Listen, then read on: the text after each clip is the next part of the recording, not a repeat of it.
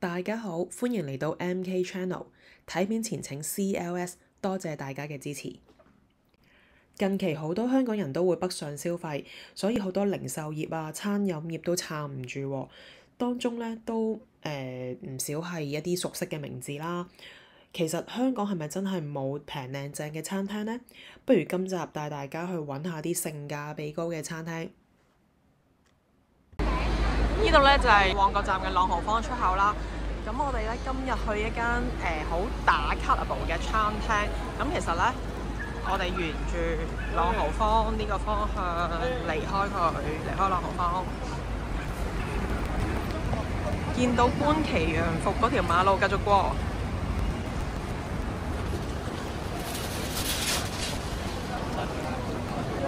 行大約1分鐘嘅路程咧，就會見到呢一個 Surface Apartment 樓上呢一間叫做茶寮，位於1樓嘅茶寮。Let's go！ 咁呢間餐廳咧，其實就我哋打卡都幾好嘅。呢個有個電話亭啦。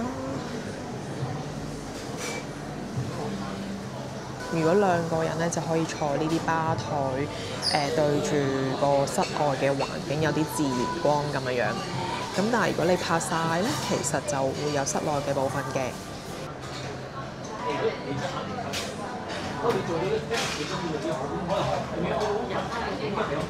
呢度嘅甜品咧都好出名嘅，我哋應該可以試下。睇下揀一款好食嘅先，問下個同職員睇下邊一款係最多人嗌嘅。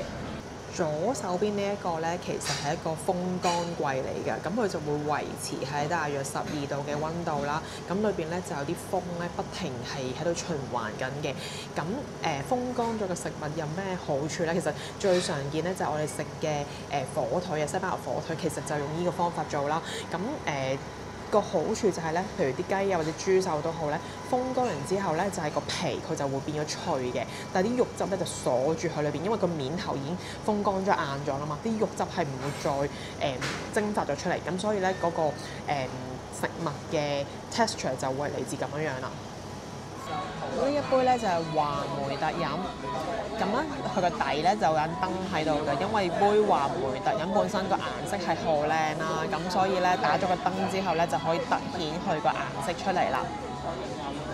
某啲日子嚟下午茶時段咧，仲會有一個免費嘅塔羅占卜送埋俾大家。呢一個咧都係呢一間餐廳好 signature 嘅一個飲品啦，就係熊仔咖啡啊。咁其實咧呢個係個冰咗嘅咖啡啦，咁你再加啲熱嘅咖啡落去，同埋奶咧就變成呢杯咁得意嘅熊仔咖啡啦。咁我而家試下倒落去先。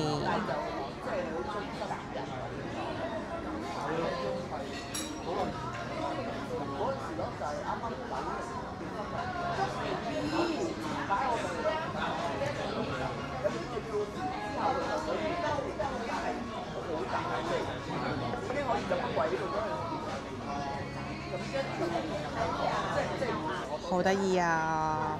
跟住嗰個熊仔就會啷下啷下，超級得意。咁我而家就眼前呢一份咧，就係一個M9嘅和牛啦。咁大家都應該知道啦，M 字頭咧就係澳洲嘅和牛，咁就即係 M9 加咧係最高等級㗎啦。而日本和牛咧就會係 A 字頭，A5咧就係最高等級嘅。咁所以今日我哋食呢一隻咧就係 M9 最高級別嘅和牛啦。咁呢個咧其實咧就係New York Strip， 即係其實係呢個西冷嘅意思啦，即係咁所以呢個咧係呢隻和牛嘅西冷嗰個部位嚟嘅。咁呢一個咧就係佢哋嗰個出品呢隻和牛嗰個牌子叫做 Jack Chick。咁今日咧，因為我平時就唔係太食生嘅嘢嘅，咁所以咧就嗌咗個7成熟嘅和牛啦。咁我都見到佢即係嗰個裏邊啲肉咧就有少少紅紅地嘅。咁同埋咧，其實今次個廚師咧都幫我哋做咗少少煙燻嘅效果。咁我俾大家睇下嗰個肉質係點樣先啦。裏邊就係咁啦。即係如果7成嘅話咧，就唔會血淋淋啦。咁但係如果大家譬如想食嫩滑啲咧，其實都可以揀生啲。我聞都聞到好香嗰個煙燻味。好啦，咁我而家就食緊呢個 M9 和牛啦。咁嗰個肉咧，你見到其實裏邊都好嫩滑啦。淨係加咗少少胡椒同埋鹽咧，其實就個味道已經好好味。但我完全咧係唔使用刀切，就咁咬就已經咬得到。就算7成咧，都唔會感覺柴咯。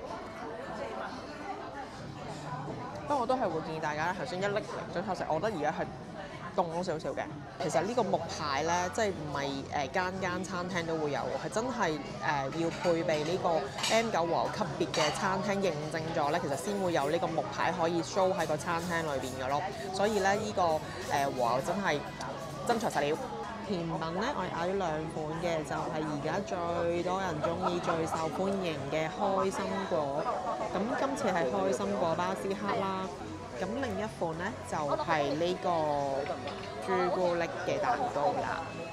好，等我而家試下呢個開心果巴斯克蛋糕先。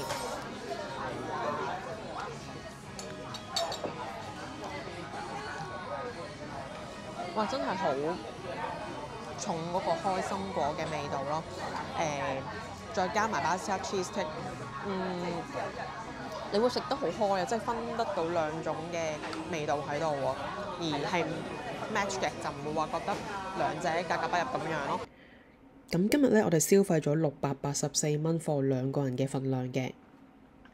今日就介紹到嚟呢一度，如果大家中意呢條片嘅話，就請 CLSSMK Channel，我哋下條片再見，拜拜。